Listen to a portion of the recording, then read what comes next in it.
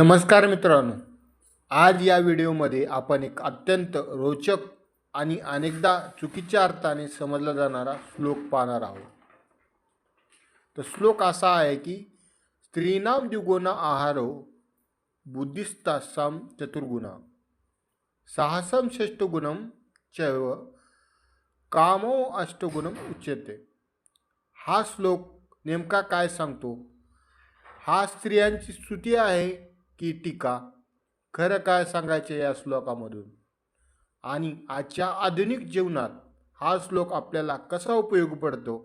चला एक एक मुद्दा शांतपणे समजून घेऊया. या श्लोकात स्त्रीच्या स्वभाव आणि क्षमतांचे निरीक्षण केलेले आहे.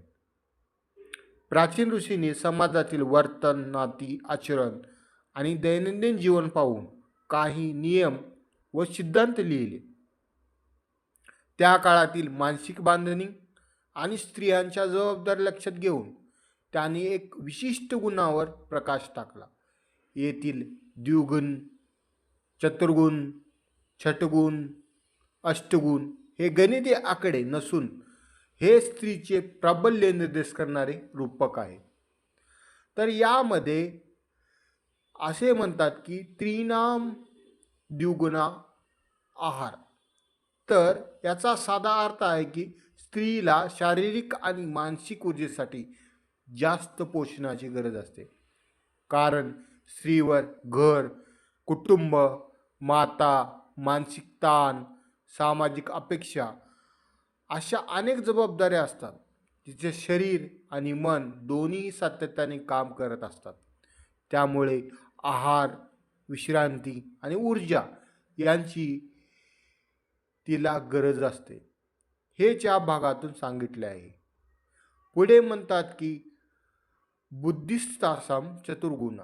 या ओळीचा अर्थ अत्यंत महत्त्वाचा आहे. स्त्रीची बुद्धी भावनिक, सामाजिक, सूक्ष्मनिरीक्षण, अंतर्ज्ञान या 4 पातळ्यावर कार्य करते. पुरुष आणि स्त्रीची बुद्धी वेगळी असते. कोण मोठा किंवा कोण कमी असा हेतू नाही, परंतु स्त्रीचे अंतर्मन, निरीक्षण शक्ती आणि भावनिक विश्लेषण पुरुषापेक्षा अधिक सूक्ष्म असते. ह्या ओळीत सांगितले आहे. आजच्या काळातही आपण पाहतो की आईला मुलाचे मन कसं आहे हे लगेच कळतं. पत्नीला पतीच्या मनातील बदल लगेच जाणवतो. स्त्रीला घरातील वातावरणातील सूक्ष्म बदल अचूक समजतात.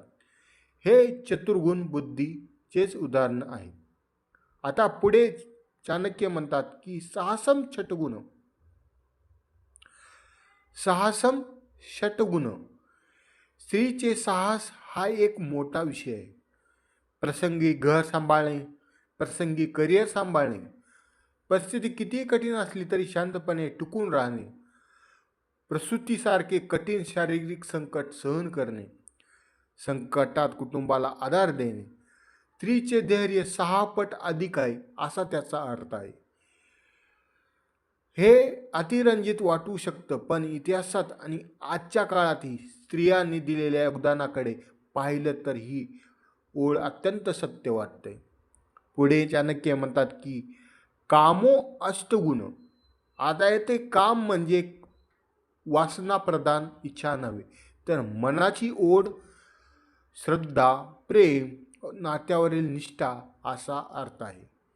स्त्री जेव्हा एखाद्याला प्रेमाने स्वीकारते तेव्हा तिच्या भावनांची खोली पुरुषापेक्षा अनेक पटीने अधिक असते.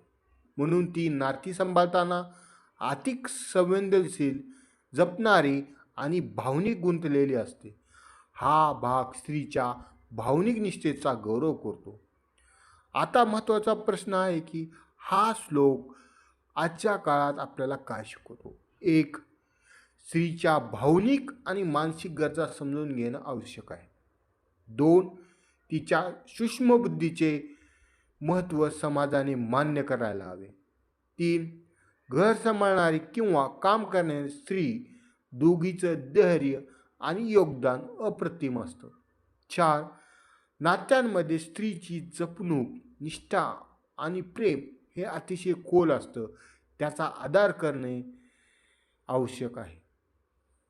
आता याचा उपयोग नातेसंबंधामध्ये कसा होतो? या श्लोकातून मिळणारा संदेश अतिशय सुंदर आहे. आई, बहीण, पत्नी, मुलगी त्यांचा भावनांना आधार द्या. त्यांची कामे सोपे आहेत म्हणून त्यांना कमी लेखू नका.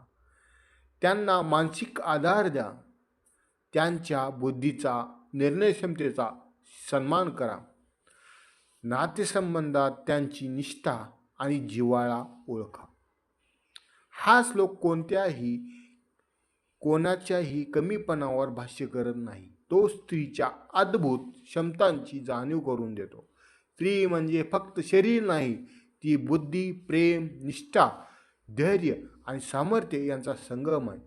याच संदेशासह आपण आता श्लोक नंबर 17 समजून घेतला आहे. जर व्हिडिओ आवडला असेल, लाईक, शेअर आणि सबस्क्राईब नक्की करा. धन्यवाद.